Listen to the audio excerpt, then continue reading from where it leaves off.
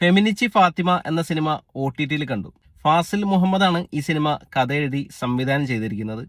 Brilliant ആയിട്ട് ആ cinema execute ചെയ്തിട്ടുണ്ട്. ഈ സിനിമ കണ്ടു തുടങ്ങി ഒരു 5 മിനിറ്റ് കഴിയുമ്പോൾ തന്നെ നമ്മൾ ഈ സിനിമയിലേക്ക് ഇന്നാവും. നമ്മുടെ അയൽവക്കത്തൊക്കെ നടക്കുന്ന ഒരു കഥ പോലത്തെ അങ്ങനത്തെ കുറച്ച് സംഭവങ്ങൾ അതൊക്കെ കാണുന്ന പോലെ നമുക്ക് തോന്നുള്ളൂ. അപ്പോൾ ഭയങ്കര റിയലിസ്റ്റിക് ആയിട്ടാണ് സിനിമ ഇവർ എടുത്തു വെച്ചിരിക്കുന്നത്. അപ്പോൾ ഒരു മുസ്ലിം കുടുംബം, അതും ഉസ്താദിന്റെ ഭാര്യ എന്നൊക്കെ പറയുമ്പോൾ ഒരുപാട് റെസ്ട്രിക്ഷൻസും കാര്യങ്ങളൊക്കെ ഉണ്ടാവും. അതൊക്കെ ഈ സിനിമയിൽ കാണിക്കുന്നുണ്ട്.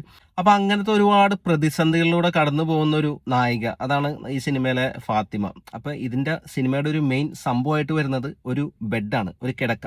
അപ്പൊ ഫാത്തിമ എന്ന മെയിൻ ക്യാരക്ടറായിട്ട് ഷംല ഹംസയാണ് വരുന്നത്. അഭിനയിച്ചെന്ന് പറയാൻ പറ്റില്ല, അവർ ജീവിക്കുകയായിരുന്നു ഈ ക്യാരക്ടറായിട്ട്. വെറുതെ അല്ല അവർക്ക് സ്റ്റേറ്റ് അവാർഡൊക്കെ കിട്ടിയത്. ഭയങ്കര ഒരു പെർഫോമൻസ് ആയിരുന്നു, ഒരുപാട് ഇഷ്ടമായി അവരുടെ പെർഫോമൻസ്. പിന്നെ ഈ സിനിമയിൽ എടുത്തു പറയേണ്ട ഒരു കഥാപാത്രം എന്ന് പറയുന്നത് ഫാത്തിമയുടെ ഹസ്ബൻഡിന്റെ കഥാപാത്രം ചെയ്ത അഷ്റഫ് ഉസ്താദ് എന്ന കഥാപാത്രം ചെയ്ത കുമാർ സുനിലാണ്. അടിപൊളി പെർഫോമൻസ് ആയിരുന്നു. പുള്ളിയുടെ ചില എക്സ്പ്രഷൻസും ആ ഒരു ഡയലോഗ് ഡെലിവറിയും കാര്യങ്ങളൊക്കെ ഉണ്ട്, നല്ല രസമുണ്ടായിരുന്നു. ഒരുപാട് കോമഡി സിറ്റുവേഷൻ കാര്യങ്ങളൊക്കെ ഉണ്ടായിരുന്നു പുള്ളിയുടെ ആ ഒരു എക്സ്പ്രഷനും കാര്യങ്ങളൊക്കെ വരുമ്പോഴായിട്ട് നന്നായിട്ട് തന്നെ പുള്ളി അത് ആ ക്യാരക്ടർ ചെയ്തിട്ടുണ്ട്.